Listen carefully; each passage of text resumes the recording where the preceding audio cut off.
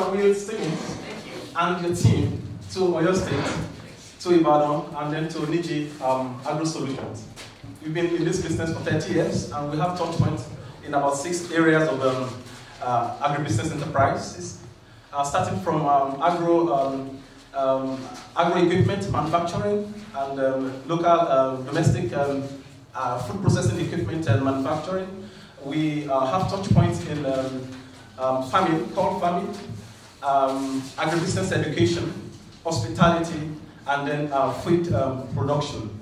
Okay, my executive chairman will be talking to us in a moment, but before that, let me use the opportunity to welcome and introduce to us the representative of Oyo State government here, and then a friend of the house as well, in person of Dr. Adebowale. Let me introduce to us the CEO of Niji Agro Solution, farmer Kolawole Adeniji. The reason why we gathered in here, and then he's a man that is passionate about food security in Africa. Yeah, thank you, Dr. Adebowale, and you're welcome to Ibadan. I spent almost over 30 years in business, in agribusiness, and I started from fabrication of industrial spare parts. I look at the materials, I look at the equipment, I understand the working principle, and that's what we need. So I started with Niji Lucas. I set almost of the eateries in Nigeria. When we are saying only one eateries in Nigeria, I set almost of the eateries fast food in Nigeria. I was fabricating oven for them, more they use, even gather folder, they will gather the stuff in the market. I was wondering the folder for them. So I was servicing most of the multinationals with all the parts they can use. What I was doing there is that to do metallurgy and material. Look at the available raw material I can get within Nigeria and use it to make some other parts remotely. And it works. So that's the way the Lucas started. So after almost 10 years of Niji Lucas, I looked at it. I made a lot of food processing equipment, but I need to be using equipment myself so I can actually make a case study for people. I set up Niji Foods, but when I set up Niji Food, I thought of raw material. If you don't have raw material, you are not in business. So I set up Niji Foods in Niji. So Niji Lucas fabricated the equipment for this, and this bar supplied this equipment. So that's how it all started. And I want to make a case study. I want to grow organically. I want to grow my business to billions without borrowing money from anybody. I want to prove a point that can I do business without borrowing money? Yes, it's possible. And that's what I've been able to do for the past years. So I do demand driven. I look for the market, what they need in the market. I develop what they need in the market. Then the market start paying for the products. So they prepare for my products, so I don't need to borrow money from any bank. That's what I do. So then I discovered that in Nigeria we don't have good tractors. I traveled to Germany, traveled to India, went differently, and I started with Niji tractors. When I went for GS in Silicon Valley, so I was invited to Ohio. The team, I will show you this up, when they make all those, a tractor that can perform almost like 25 different operations. I was invited through Pyramid and Decades representatives. Then I was invited to Ohio. I was with Dallas, that's the other company. Even give me some samples, I will discuss about that one when we get to the plan. So then later, I realized that all what I've been able to put together, I need to have a school. I developed a school, Niji self-sustainable agriculture. So we need to train the young ones on some of the histories and some of the things we've gone through. So we need to document, and so that's why the NASA came on board. Then this Ripples Hotel was the one I set up to give me soft landing when I need money. I set up the hotel, I set up a nightclub, I set up a swimming pool and public pool. So I get easy money to actually support my business. You know, now I'm building, we're building almost 120 tons feed bin capacity because I believe that most of the solution for a problem, some of us can actually get it by borrow idea from the West. So that's what next. Okay, this is so this is 1991 when I started my business. This is mobile workshop. I was having my vernier caliper, my all-leg caliper, my micrometer. All the tools were inside my box. We design equipment not only in Nigeria. I cover most of the African countries. So when they have a problem on agribusiness, they have to come. I've set up almost all around Africa, most of the equipment. So these are my teams of engineers from Lagos. These are greater design, research and design by me, and is sustainable. Then these are flash dryer, these are presser. Most of the problem we have in Nigeria is drying, because we are unable to dry our products, it gets wasted, and we're able to dry. We know the difference between drying, frying, and baking. So those are all those things that we're able to do. Next, then these are armor mill and color mill for pepper and all those things. Next, so this is the hotel that gave me little soft funding to plow back to support some of the businesses. So Niji Foods products, we produce high-quality cassava flour, supply Nestle with our high-quality cassava flour for most of the things Nestle are doing. Then for the high-quality cassava flour, then we supply most of the confectionaries. Instead of good flour, they use it to prepare. Gari, we produce gari. I actually lead the development of turning the way we normally fry gari in the past to now mechanize a modern way of frying gari now. So this is the way we fry gari now. So I designed the cassava starch line, modular one, so that I've been able to design it, fabricate it in partner with some of my partners abroad. So we now install in some of the African countries. We have one in Togo now. We have one here. So we are proposing to do some in DRC and even supply some in the Cameroon. So these are the simplest machine that we can train some of the youth on how to maintain. And when there's it's not too bulky, we call it a modular line because of the raw material. Then next. So these are the different products that we do. This is gari, we have a carton, we have a small size, everything is outside, we are going to see it.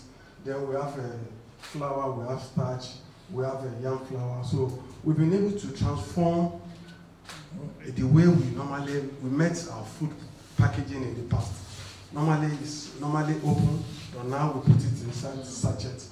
And these are new design bags that you can have the translation in English, French, and German, so that everybody can pick it and prepare it. Are you exporting? It's like pudding. Are you exporting? Yes, we are exporting too. Yes, we are exporting to US, we are exporting to UK, where you are exporting. We are exporting very long. Under AGOA? Is that? Under AGOA, duty free? No. They bring in a container, we load for them, then we send it. But recently I registered my own company in Germany, which is Niji GmbH. So to be taking African food to Europe, so from Europe we can distribute. Anything Africa needs, then we buy it from Europe and send. We are one of the biggest, if not the biggest, cassava farmer in Africa.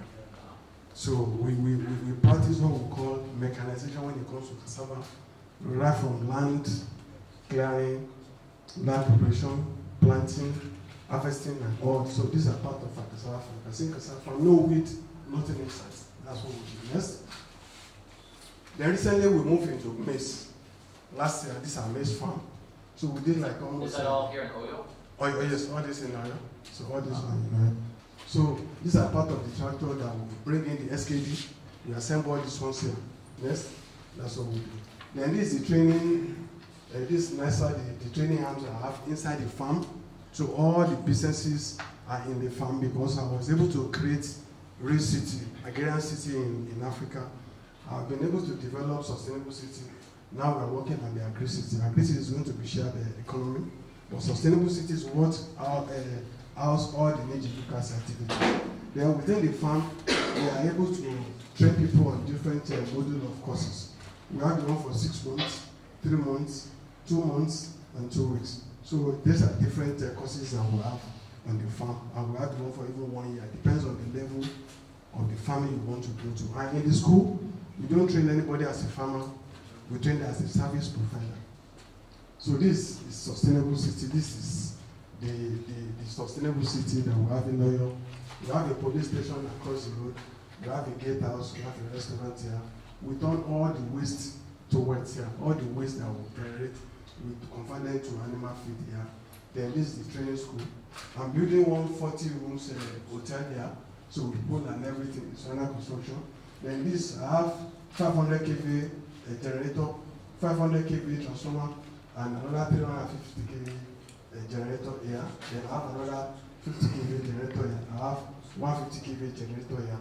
So this is starch line, this is flower line, then this is water tank. These are garden with cashew. I have to plant. I have a green area, but I have to try to plant, and people will see if you want to do a cashew, be a cashew farmer. This is how to grow cashew. You know, it's like a golf course. That you just have to have a row in between and everything. So this is where we do wet section, peeling and everything. This is ICP, you will call it ICP, integrated cassava processing, because we have the wet section common there, we have fufu, gari, and other products. These are. Then we have our cutters, then we have some demo farms for people to see. So next. Sorry, going back to the, go back. You mentioned generators. I'm just curious, are you able to make ethanol from cassava like we are, or from your maize farms? No. We are not making it, because once we are making cassava starch and flour, you can make ethanol. But have you thought about that? Is there any demand for that here? Yes, I've thought about that, but it's capital intensive. Yeah, it is. It's very, and you need a large acreage of farm before you can go into ethanol for it to be profitable.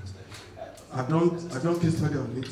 I don't case study on all the value chain that you can, or value addition you can get from cassava, the chips, the flour, the ethanol, the sorbitol, everything I've done a case study on it. It's ethanol subsidies through our government have led to dramatic increases in price of corn.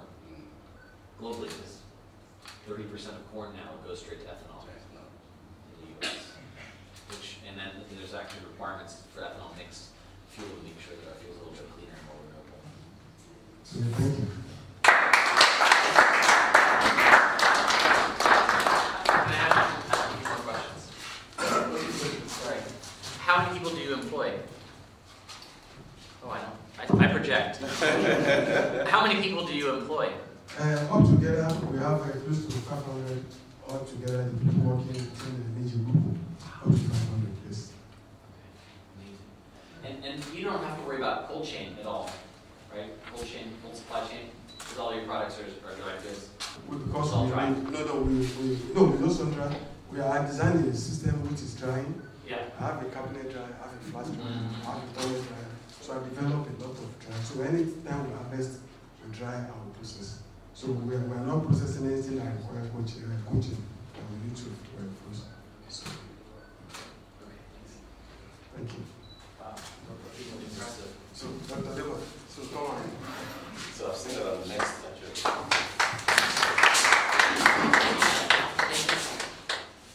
I think I'm going to be talking from the side of the state, because that's what relates to what we're doing here today. For your state, we have a government that came in 3 years ago, 4 years, probably next year, and chose 3 core areas as the key areas that the state will be focusing on. First one, education; the second one, health; the third one, security; and the fourth one, expansion of the economy. In his own strategy that was developed within the state, and I have a copy for you here. We realized that the comparative and the competitive advantage of the state is more on agriculture. Your state, as probably you know, is seated on the 28,000 square kilometers of land.